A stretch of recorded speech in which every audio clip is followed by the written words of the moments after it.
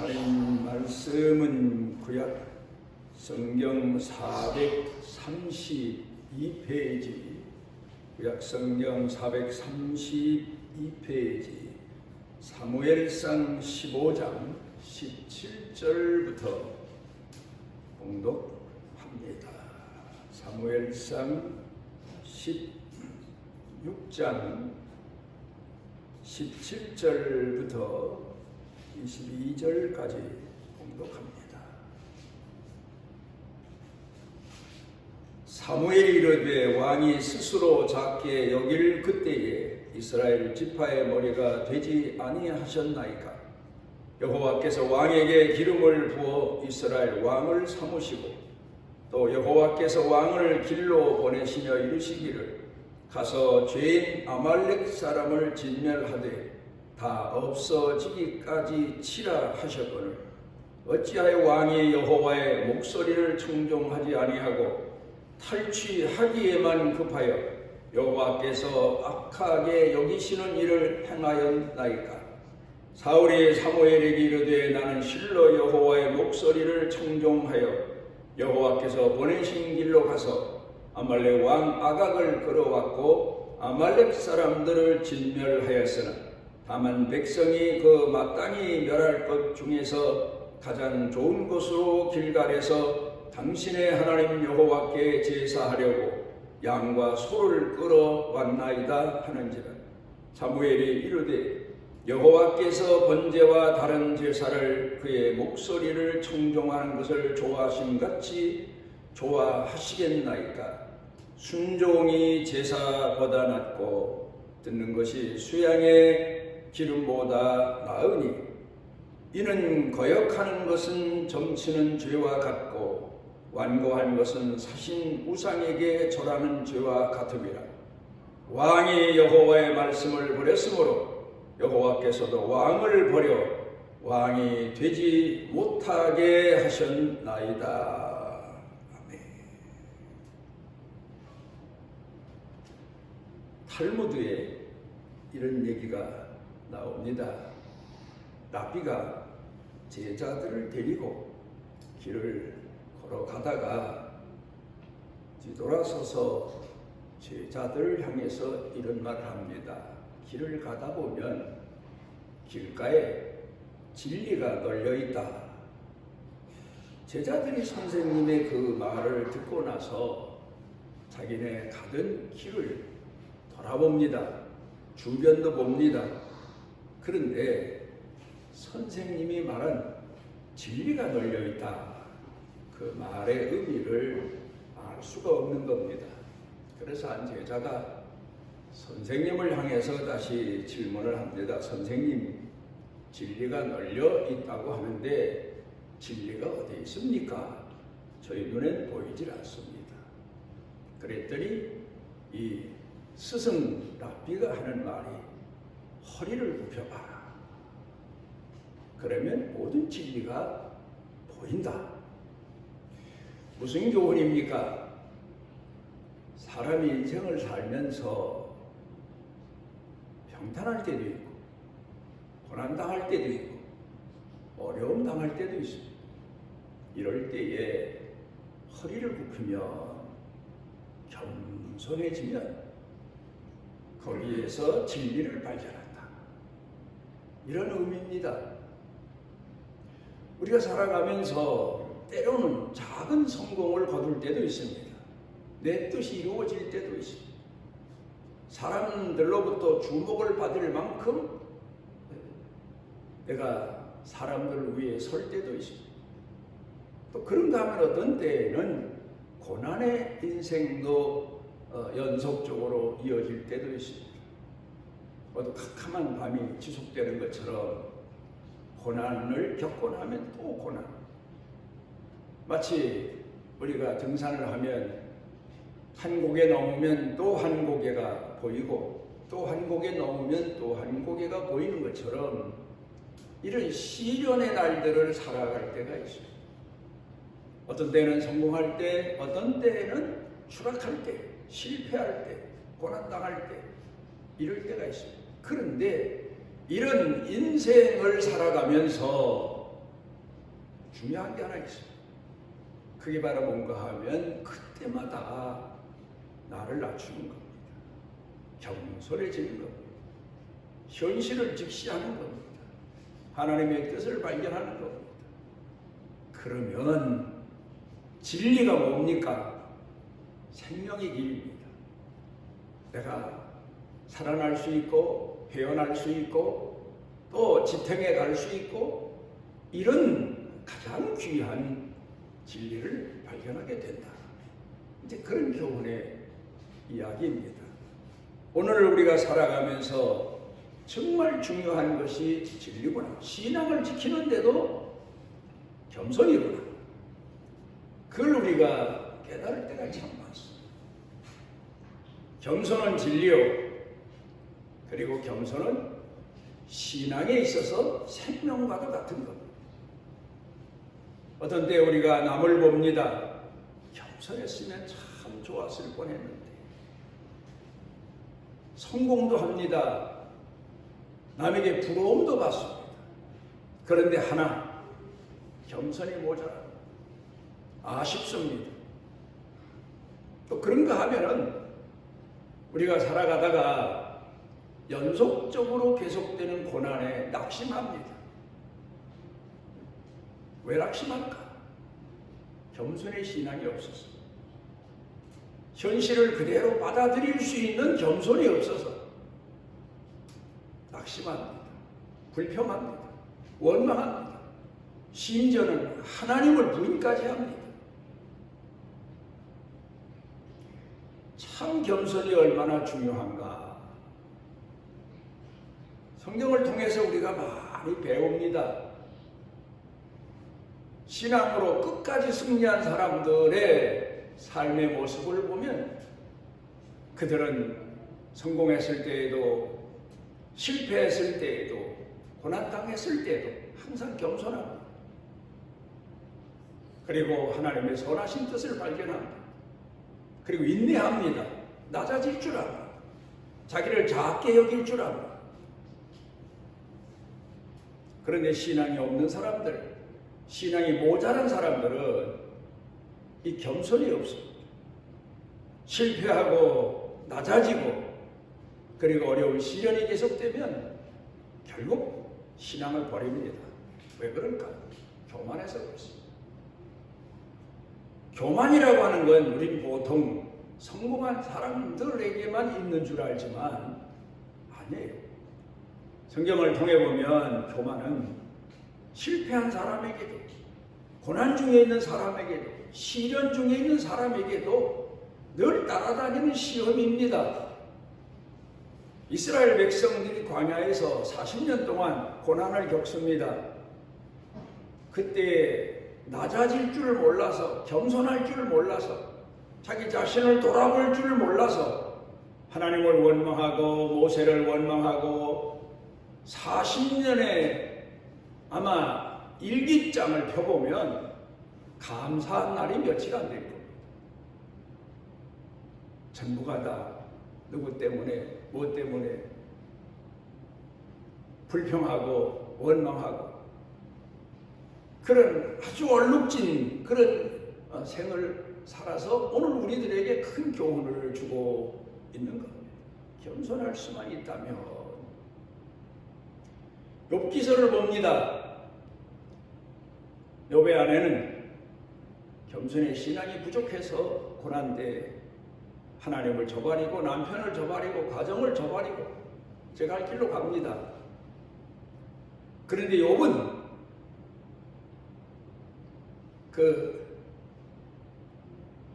욥도 물론 의인의 교만, 내가 선하게 살았는데 충성하며 살았는데 왜 이런 시련을 겪나? 갈등을 겪습니다. 이게 아직도 겸손의 신앙을 갖지 못한 증거입니다. 연단의 과정입니다. 결국 욥은 나중에 하나님 앞에서 주신 자도 하나님이요, 취하신 자도 하나님이요. 물론 거기까지는 고백할 수 있었지만 스스로 자기 고백을 받아들이고 겸손히 낮아져서 하나님의 긍휼을 원하는 그런 신앙 되기까지는 오랜 기간이 걸립니다. 끝내는 그가 하나님 앞에서 자기의 허물을 회개합니다. 불신을 회개합니다. 불평과 원망, 죄를 회개합니다. 그리고 낮아지면서 하나님은 그에게 찾아오셔서 회복의 신앙, 겸손의 신앙을 더해 주십니다. 닭들이 마당에서 모이를 쪼아 먹으며 놓습니다. 그러다가 수탉 2마리가 싸움이 붙었습니다. 피투성이가 되도록 싸웁니다. 그러다가 한 마리가 당할 수 없는 줄 알고 주행랑을 합니다. 도망을 갑니다. 그 마당에 남아있는 싸움에서 이긴 수탉이 얼마나 신이 납니까? 내가 이겼다는 사실을 온 세상에 알리자. 그래서 담장 위로 올라갑니다. 올라가서 소리를 칩니다. 이제는 이 세상에 모든 것이 내 것이다. 큰 소리를 칩니다. 그런데 이때 마침 높은 나무에 올라앉아서 닭들이 노는 마당을 구경하다가 수탉 2마리가 싸웁니다. 그를 지켜보는 독수리가 있었습니다. 이 독수리가 기회다. 그 기회를 놓칠 리가 없죠. 담장 위에 가서 승리의 노래를 부르고 만천하에 자기 자신의 승리를 선포하는 그 수탉을 세 가지고 갖다 먹이가 된 거죠. 차라리 성공보다 실패 때문에 살아난 수탉이 있는가 하면 성공 때문에 독수리의 먹이가 되어버린 수탉 얘기가 있습니다. 오늘 우리가 사는 세상을 보면 교만이라고 하는 것이 얼마나 무서운가. 특별히 우리들이 주목하고 있는 정치 세계를 보면 국민의 눈으로 볼 때 그렇게 거만할 수가 없어요. 정치인들이 그렇습니다. 닭싸움 하듯하다 그런 얘기가 옛날부터 있는데 그 정도가 아닙니다. 얼마나 두고 싸우는지 모르고 교만해서 그렇습니다. 조금만 겸손하면 민심을 얻을 수 있는데 거만해서 또 제 앞에 불러다가 세워놓는 호위병들도 전부 거만한 사람들만 데려다 놓습니다. 몇 년 전과 우리나라 정치인들을 비교해보면 안타깝습니다. 그때는 그래도 잘못이 있으면 대통령이 나와서 국민 앞에 사과했습니다. 근데 지금은 전혀 그런 얘기가 없어요. 마치 현재 정권을 가지고 있는 사람들은 완벽한 사람들인 것처럼 국민 앞에서 득세하고 있는 광경을 보며 안 되는데 저는 망하는데 지금 망하는 길로 가고 있는데 이런 안타까운 탄식을 하게 됩니다. 성경을 보면 우리 그리스도인들은 사도 바울이 권고한 것처럼 정권을 가진 사람들, 나라의 위정자들 위해서 기도합니다. 많이 기도합니다. 내 마음에 맞아서 뽑았든 내 마음에 맞지 않았든 일단 나라의 위정자가 되면 기도합니다. 그런데 큰일 났다. 저 사람들 망할 때 국민들은 얼마나 피해를 볼까? 나라는 얼마나 피해를 또 볼까? 이런 걱정을 하게 됩니다. 그런가 하면 백성들은 어떻습니까? 옛날에는 어려운 일이 있고 억울한 일이 있으면 하나님께 기도했습니다. 그런데 이제는 백성들조차도 그 교만의 병이 들어서 피투성이가 되도록 싸웁니다. 이제 싸움판밖에 없습니다. 의리도 없습니다. 옛날 우리나라 혼란기 때 골목 깡패들도 있었는데 그래도 그들은 우리가 야인시대란 영화를 보면 그래도 의리가 있더라고요. 그런데 지금은 그런 것도 없는 것 같습니다. 이기주의. 이게 왜 그럴까? 교만대로. 패배한 사람도 그 실패를 받아들일 줄 모릅니다. 내가 잘못해서, 내가 하나님 앞에 바로 서지 못해서. 그러면서 자기 자신을 돌아보는 회개의 시간을 갖는 것보다는 누구 때문에? 세상 때문에, 정치 때문에 이런 원망과 불평하는 걸 보면 교만하긴 마찬가지입니다. 큰일 났습니다. 겸손한 사람 찾기가 길거리에서 진주 줍는 것만큼 어렵습니다. 하나님이 이 시대에 원하시는 사람이 누굴까? 낮아지는 사람이에요. 겸손하면 죽는 것 같고 겸손하면 망하는 것 같지만 잊혀지는 것 같지만 아닙니다. 물이 고를 따라 흘러서 낮은 데로 가는 것처럼 하나님의 역사는 겸손한 사람을 향하여서 역사하시고 계십니다. 그 기간이 10년이든 20년이든 30년이든 아니면 내 대에 계속 지속되는 기간이든 상관없습니다. 하나님은 끝내는 그 겸손한 신앙, 낮아진 신앙, 그 신앙을 통해서 그 후대라도 반드시 역사하시고 겸손의 하나님. 오늘 성경 본문으로 돌아갑니다. 오늘 성경 본문의 얘기는 이스라엘의 초대 왕으로 세워진 사울 왕에 관한 이야기입니다. 이 사람은 인물로 봐서 다른 사람보다 어깨에 미가 더한 사람, 머리 하나가 더한 사람, 키도 훤칠하게 크고 누가 봐도 인물이 훤칠한 사람이에요. 장군감이고 인물이 잘나서 누구 앞에 세워도 부족함이 없고 모자람이 없는 사람입니다. 그런데 그가 자기 집에서 아버지를 섬기고 있을 때 아주 겸손했습니다. 다른 사람보다 키도 크고 인물도 잘났으면 거만하기 짝이 없을 텐데 겸손합니다. 아버지 말씀에 순종 잘하고 그래서 아버지가 부릅니다. 암나귀를 잃어버렸다 찾아와라. 한낮을 찾고 없는데요. 그 정도가 아니에요. 사흘길을 다니면서 찾습니다. 아마도 하나님께서 사무엘이 이 나라에 지도자를 다시 세워야 되는데 누굴 세웁니까 하고 오랜동안 기도했던 것 같아요. 그랬더니 가서 사울이라는 청년을 찾아서 기름 부어 이스라엘의 왕으로 삼아라. 겸손했을 때 오히려 하나님께 발견이 된 겁니다. 낮아진 자였을 때 하나님께 인정이 된 겁니다. 그래서 이스라엘의 왕으로 세웠습니다.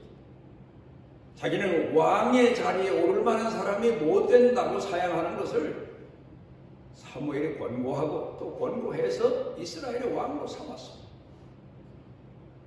그리고 이스라엘 왕이 된 후에 아말렉과의 전쟁터에 나갈 때 하나의 그게 시험의 장인 줄 몰랐습니다. 자신을 시험하는 장. 그런 사람이 몰랐던 거지. 아말렉과의 전쟁에 나갈 때에 사무엘 선지자가 전쟁에 나가는 사울 왕에게 권면을 합니다. 전쟁터에 나가시면 하나님의 대리자로, 심판의 대리자로 나가는 겁니다. 블레셋을 하나님이 멸하라고 하셨습니다. 분명 이번 전쟁은 이길 겁니다. 그런데 주의하실 게 있습니다. 탐욕을 버리십시오. 절대로 짐승 하나라도 취하시면 안 됩니다. 그래 전쟁이 나갑니다. 하나님께서 명령하신 전쟁이기 때문에 이깁니다. 승리합니다. 그런데 전쟁에 승리했으면 사무엘 선지자도 기쁘고 하나님도 기뻐하실 일이지만 오히려 하나님이 탄식하십니다. 사무엘이 그 사실을 압니다. 사울왕이 어떤 짓을 해서 하나님께서 저리 탄식하시나, 겸손한 줄 알고 세웠는데 탐욕의 시험이 든 겁니다. 벌써. 그래서 하나님이 금하신 짐승들을 끌어다가 숨겨놓습니다. 사무엘이 그 사실을 알고 와서 책망합니다.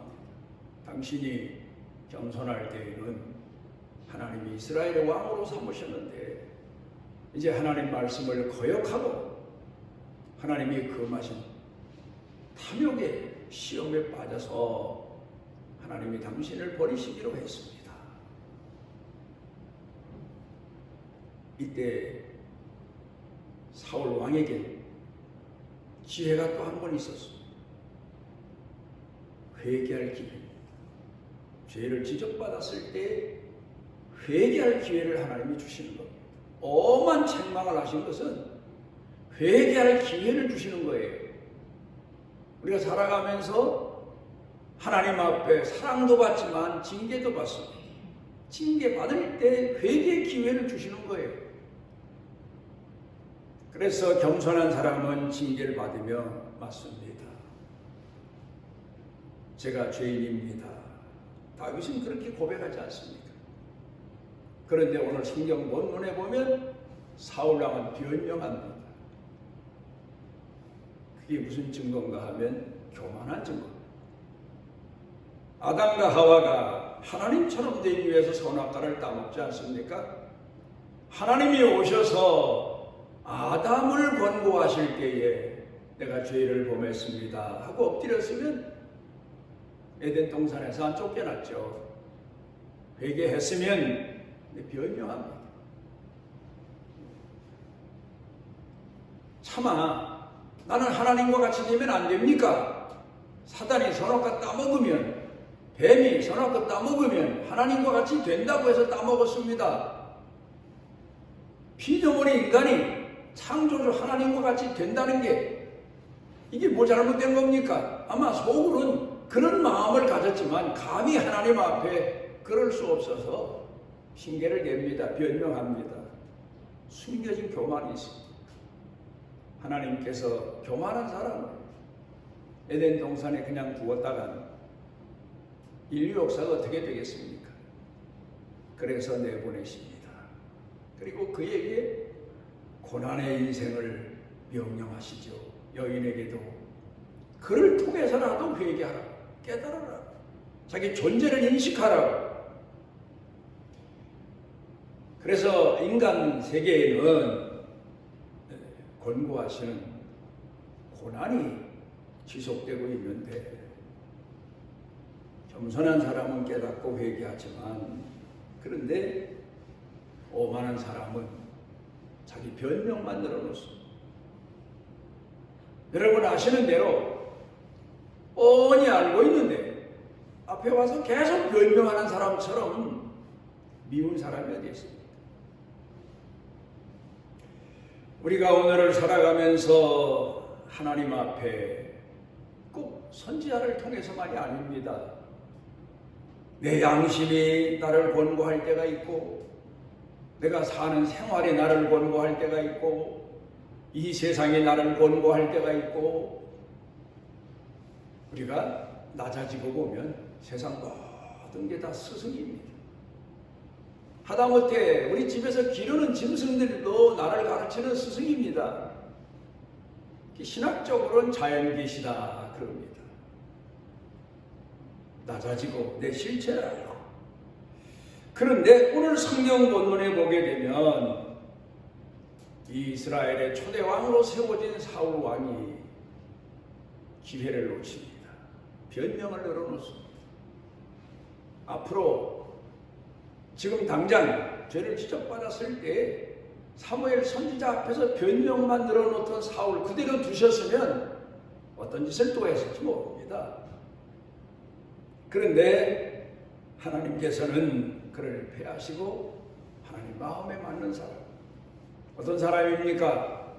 하나님 앞에서 잘해서만 마음에 맞는 사람 아닙니다. 지적받았을 때 무릎 꿇고 회개할 줄 아는 사람. 마음에 맞는 사람이죠. 우리 자식을 키웁니다. 칭찬할 때도 있지만 책망할 때도 있습니다. 잘못을 시인하고 고치고 겸손히 받아들이는 자식을 보면 얼마나 귀합니까? 바로 부모 마음에 맞는 자식이 이럴진데 하나님 앞에도 역시 마찬가지. 여기 오늘 성경 본문에 보게 되면 사울 왕은 제가 죄를 범했습니다. 그랬으면 하나님은 사무엘 선지자를 통해서 다시 회개할 기회를 주시고 그러고 하여금 회복의 신앙을 갖도록 기회를 주셨을 텐데 계속 변명을 늘어놓습니다. 안 되겠다. 이건 이대로 두면 안 되겠다 해서 하나님은 내가 사울을 버린 게 아니라 사울이 먼저 나를 버려서 내가 사울을 버린다. 그런 뜻의 말씀으로 사울을 심판하십니다. 여기서 우리가 이스라엘 사람들에게 있어서 중요한 것 세 가지를 발견합니다. 먼저는 전쟁에 대한 신학입니다. 우리는 어떤 때 내가 남을 책망할 때도 있고 또 남에게 내가 책망을 받을 때도 있습니다. 작게는 그렇습니다. 크게는 나라의 전쟁입니다. 다툼입니다. 싸움입니다. 그런데 분명히 여기서 알아야 될 것은 내가 남을 책망할 때에 나를 돌아볼 줄 알아야 돼요. 전쟁의 신학입니다. 하나님께서 아말렉을 멸하라. 아말렉이 왜 망하는지를 알아야 됩니다. 왜 하나님이 나한테 아말렉을 멸할 권한을 주셨는지 돌아봐야 됩니다. 그리고 하나님 앞에서 성실한 마음을 가지고 전쟁에 나가 순종해야 됩니다. 그런데 여기 오늘 성경 본문에 보면 사울 왕은 벌써 이미 전쟁에 대해서 곡해하고 있습니다. 우리는 하나님을 공경하는 자녀들은 잘되고 하나님을 공경하지 않는 사람 망하고 그런 단순한 생각을 가지고 살다가 하나님을 공경하지 않는 사람이 잘되면 하나님, 왜 저 사람은 하나님도 모르는데 잘됩니까? 하고 원망하고 내가 고난당하면 왜 내가 하나님을 잘 섬겼는데 망합니까? 불평하고 잘못된 기준을 가지고 삽니다. 우리는 누가 흥했으면 저 사람이 흥할 길로 갔구나. 내가 고난당하면 내가 고난당할 잘못된 사고방식을 가지고 살았구나. 그런 깨닫는 시간을 가져야 되는데 흑백 논리를 가지고 오늘을 살다가 신앙인으로서 남 망하는 거 보며 교훈을 얻지 못합니다. 남을 책망하면서 내 스스로를 돌아보지 못합니다. 그 다음에 두 번째는 순종입니다. 이스라엘 사람들 눈에 보기에는 엄청난 소득인 것 같아도 하나님이 아니다. 티끌 하나도 취하지 말아라 하시면 그렇게 순종했어야 돼요. 우리는 오늘을 살아가면 내가 볼 때에는 흥하는 길입니다. 그런데 하나님 말씀을 볼 때는 아닙니다. 그럼 가지 말아야 됩니다. 또 어떤 때 힘들고 어려울 때가 있습니다. 그렇지만 하나님이 명령하시면 나아가야 됩니다. 저는 목회하면서 제 기준으로 맞추어서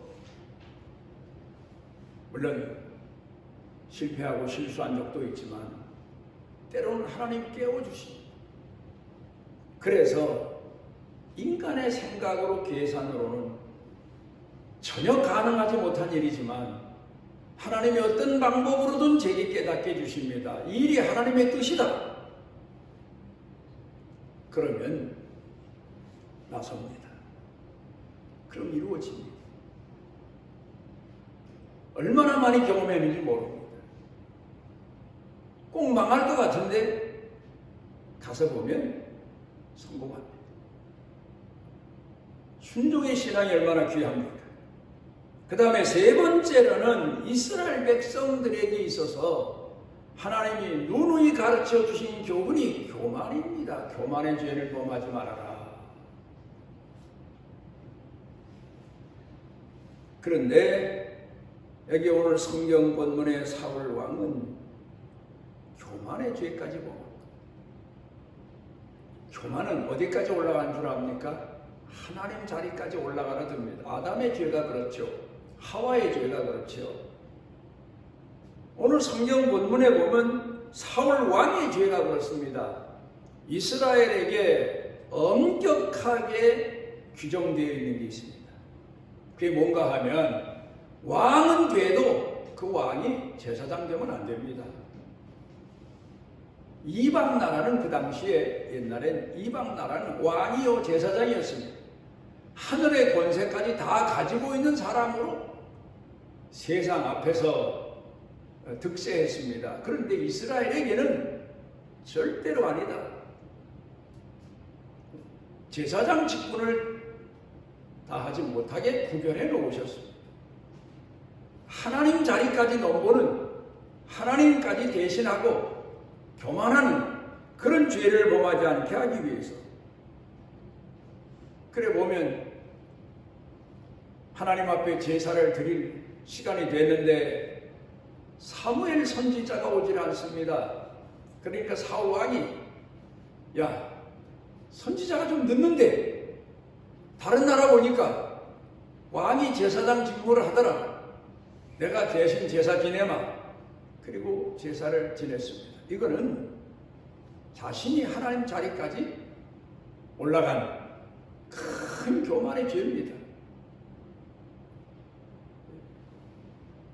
그래서 오늘 성경 본문에 보게 되면 사무엘 선지자가 이 사울 왕은 이제 끝났다. 왜? 하나님 자리까지, 제사장 자리까지. 교만한 사람은 차지하고 휘두르고 그러면서 만천하에 자기가 마치 신적 존재인 것처럼 행세할 때가 많습니다. 예수님이 이 땅에 오셨습니다. 그런 성경을 통해 보면 우리에게 가르쳐 주신 교훈입니다. 제사장 가야바를 통해서 예수님이 얼마나 큰 고난 당하셨는지 모르고 그런데 이 예수님은 가야바나 제사장에 대한 책망은 없으셨습니다. 바리새인들, 서기관들, 레위인들에 대한 책망은 있으셨지만 제사장의 고난은 하나님의 고난이 있기 때문에 하나님 고난은 대행자라도 옛날에 스승의 그림자도 밟지 않는다는 이제 그런 엄격한 규율이 우리 사회에 있었던 것처럼 제사장은 하나님을 대행하는 자다. 그런 의미에서 말입니다. 그런데 보십시오.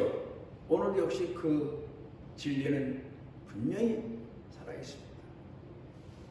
우리가 이 땅에 살면서 이단이 뭡니까? 결국 하나님 자리까지, 예수님 자리까지 올라간 사람들이 아닙니까? 오늘 한국에 이단이 얼마나 많습니다. 지가 무슨 하나님의 아들이니, 지가 무슨 성령 보혜사니, 재림주니, 이건 결국 돌이킬 수 없는 죄의 자리에 올라앉은 인간의 최고 극치의 교만입니다. 우리가 오늘을 살아가면서 우리 자신을 돌아볼 줄 알아야 돼요.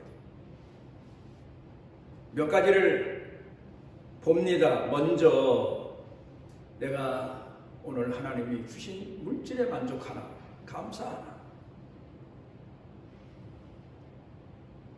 하나님께서 주신 물질에 감사하고 분깃에 감사하고 한 문화를 주셨던 두 문화를 주셨던 그 문화에 충실하고 있나? 한 문화 받은 사람이 더 받은 사람을 보고 원망하고 불평한 그런 것처럼 늘 자기 직업이 마땅치 못하고 자기 오늘 하는 일이 마땅치 않고 자기는 더 큰 일을 할 사람인데 이런 착각 속에 빠져 살 때가 많습니다. 만족할 줄 아는 사람이 겸손한 사람. 또 하나, 내 가정 식구나 내 형제나 내 이웃에게 주신 사람들에 대해서 만족하는가? 어떤 자식을 주셨든 거기에 감사하고 받아들이고 순응할 줄 아는 그런 사람, 내 주변에서 나를 괴롭히는 사람이 있어도 저 사람은 나를 깨우는 사람이다, 나를 깨워주는 사람이다, 그렇게 받아들이고 이해할 수 있는 겸손이 있어야 돼요. 그 다음에 직분입니다. 내 위치를 나는 내가 가장 낮아진 자리에 있어도 받아들일 줄 알아야 돼요. 그 겸손의 덕입니다.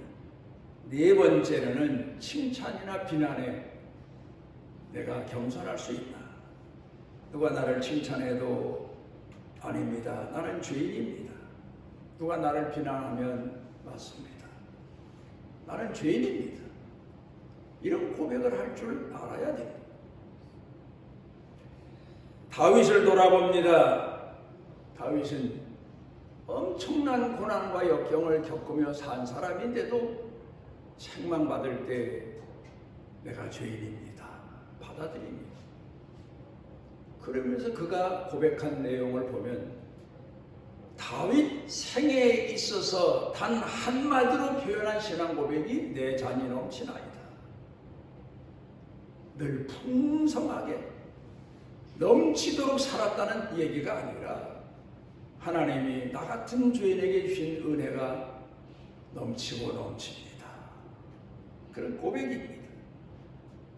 우리는 오늘을 살아가면서 작은 시련에 붙들려서 불평하고 원망할 때가 많은데 하나님이 내게 베푸신 큰 은혜를 깨닫고 다윗처럼 잔이 넘치나이다 할 수 있어야 돼요.